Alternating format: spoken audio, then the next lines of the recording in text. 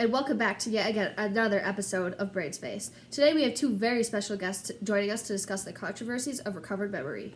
First, we would like to bring out our professional to answer some preliminary questions for us before we have our other guest speakers share their experiences. Now let's all give a warm welcome to Dr. Catherine Wyatt. Thank you so much for having me today. I'm looking forward to speaking with you all. Can you just start off with telling us what recovered memories are? So, recovered memories are memories that resurface from childhood trauma or abuse. This is done through different therapeutic techniques that we do during therapy sessions.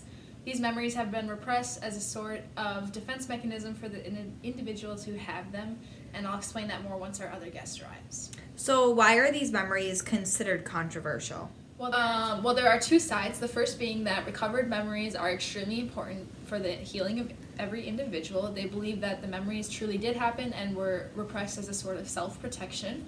However, a large group of researchers believe that many of these memories have been fabricated by the therapists themselves. A middle group has been reached to trust the victims.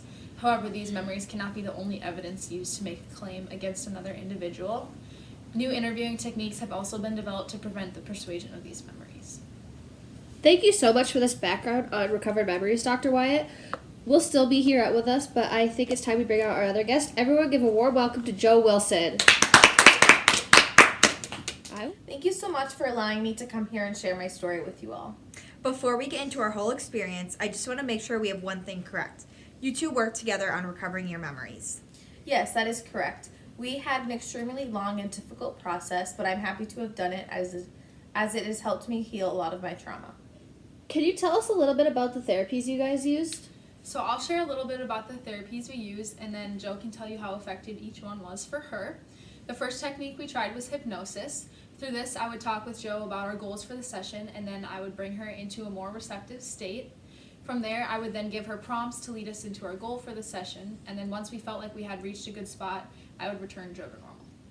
Yes, so this was the first therapy that we tried, and while it did work to help recover some of my old memories, I still felt like there was a lot missing, and I wouldn't be able to fully heal until I knew what it was. So Dr. Wyatt had me try hypnotherapy a few more times until we moved on to guided imagery, which is what truly helped me. Could you tell us about guided imagery? So first I would have Joe imagine herself in a safe and relaxing environment. Once she had reached her place, I would have her use her senses to describe what was happening around her. And then eventually we would move on to focusing on her childhood, and I would have her focus on one sense at a time to really understand what was going on around her.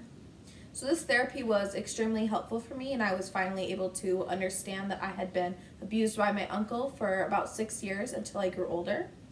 And while I have not forgiven him, I have been able to understand that this has made me stronger and allowed me to heal. Wow, thank you so much for being able to share that with us, Joe. And thank you, Dr. Wyatt, for coming to teach us about recovered memories. Well, that is it for today, folks. Thank you for joining us. Let's give our guests one more big round of applause.